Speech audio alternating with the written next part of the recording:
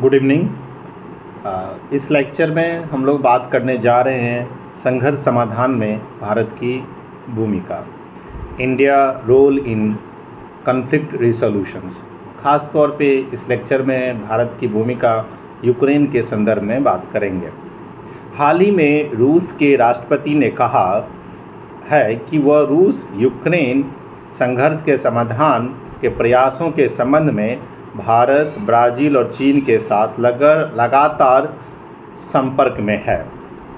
और अन्य संबंधित तथ्य ये है कि रूसी राष्ट्रपति की यह टिप्पणी भारत के प्रधानमंत्री की कीव यात्रा के बाद आई, जहां उन्होंने यूक्रेन के राष्ट्रपति के साथ वार्ता की। इससे पहले भारत के प्रधानमंत्री ने रूस का दौरा किया था।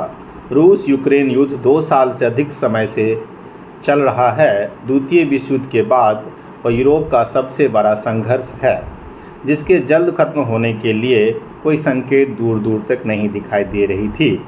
यूक्रेन में शांति स्थापित करने के लिए आयोजित किए गए स्विस शांति शिखर सम्मेलन में रूस ने भाग नहीं लिया था।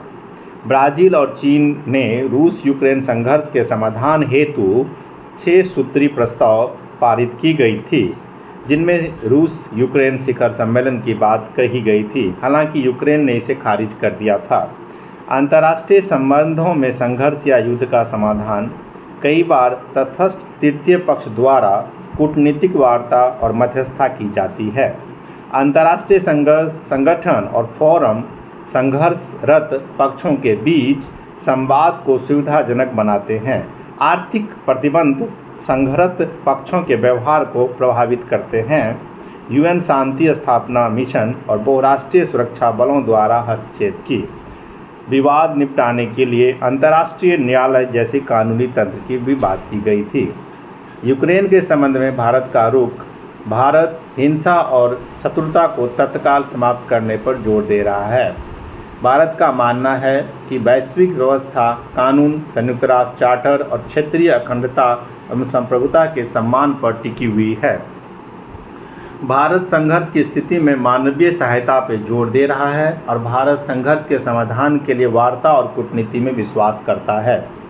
वैश्विक संघर्ष और के समाधान में सक्रिय मध्यस्थता के रूप में भारत की उभरती भूमिका। भारत एक सक्रिय मध्यस्थ के रूप में भारत की कूटनीति पहले की तुलना में अधिक सक्रिय हो गई है। इसमें अंतर्राष्ट्रीय संबंधों में घनिष्ठता लाने और क्षेत्रीय विवादों को सुलझाने में एक भरोसेमंद मध्यस्थ के रूप में भारत का महत्व बढ़ा है। उदाहरण के लिए 2018 में भारत के कूटनीतिक प्रयास के चलते दिल्ली से तेल अवयव इजराइल के लिए उड़ान हेतु सऊदी हवाई क्षेत्र के उपयोग पर लगे 70 साल पुराने प्रतिबंध को समाप्त कर दिया गया था। ज्ञातव्य है कि सऊदी अरब ने इजराइल के लिए उड़ानों हेतु सऊदी हवाई क्षेत्र के उपयोग पर प्रतिबंध लगाया हुआ था।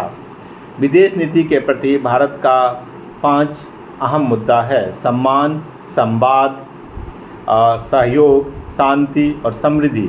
दृष्टिकोण यह है कि यह दृष्टिकोण भारत की स्वतंत्र विदेश नीति का प्रतीक है और शांति हेतु मध्यस्थता के लिए भारत को विशिष्ट रूप से प्रस्तुत करता है। भारत का दृढ़ विश्वास है कि संवाद और कूटनीति ही संघर्ष से बाहर निकालने का मार्ग है। उदाहरण के लिए CNN की एक रिपोर्ट के अनुसार भारत के प्रधानमंत्री ने विश्व के अन्य नेताओं के साथ मिलकर 2022 में कीव पर मॉस्को द्वारा परमाणु हमले को रोकने में महत्वपूर्ण भूमिका निभाई थी। भारत ग्लोबल साउथ की अभिव्यक्ति के रूप में भारत ने अपनी G20 की अध्यक्षता के दौरान विनाशकारी युद्ध रूस यूक्रेन युद्ध के परिणामों को रेखांकित करके संघर्ष समाधान को सक्रिय रूप से बढ़ाया था। वसुधैव कुटुंबकम भारत का प्राचीन दर्शन और शांति के परोपकार के रूप में समृद्ध इतिहास ये वैश्विक मामलों में भारत को एक मध्यस्थ और सुलहकर्ता के रूप में विशिष्ट रूप से प्रस्तुत करते हैं। उदाहरण के लिए भारत ने अपने इतिहास में कभी भी सैन्यवाद और युद्ध के सिद्धांत को नहीं अपनाया। विश्व के साथ भारत का सक्रिय जुड़ाव संवाद को बढ़ावा देना, मानवता के समक्ष उत्पन्न खतरे के दौरान प्रथम सहायता प्रदान के रूप में कार्य करना और ज़रूरत के समय वैश्विक समुदाय की सहायता के लिए हमेशा से भारत तैयार रहा है। विदेश नीति का हमेशा से ये हिस्सा रहा है कि भारत एक नई परिप्रेक्ष्य में, जैसे मालदीव में उत्पन्न हुए जल संकट के दौरान भारत वहाँ पर पीने के पानी का उपलब्ध कराने वाला पहला देश था। इस नई नीति के अंतर्गत संघर्ष को सुलझाने में भारत का अहम योगदान रहा है। संघर्ष के समाधान का अनुभव, आंतरिक और क्षेत्रीय दोनों प्रकार के संघर्षों से निपटाने में भारत का अनुभव उसे वैश्विक पटल पर एक संभावित शांति निर्माता के रूप में स्थापित करता है। शांति के लिए मध्यस्थ के रूप में भारत के ऐतिहासिक प्रयास।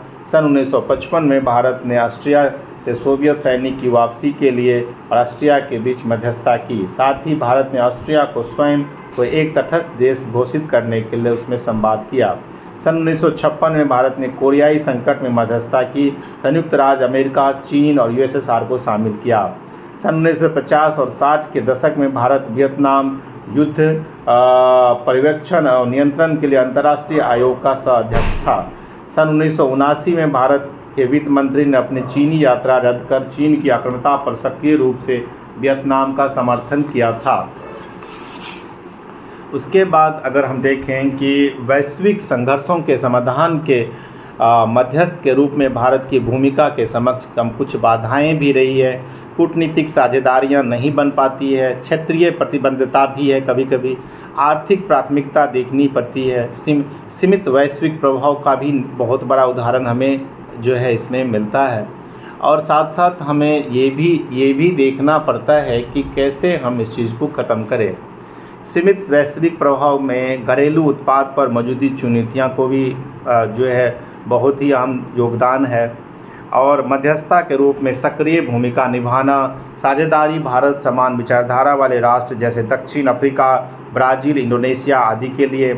स्विट्ज़रलैंड, नॉर्वे के साथ मिलकर शांति समझौते में बहुत योगदान देता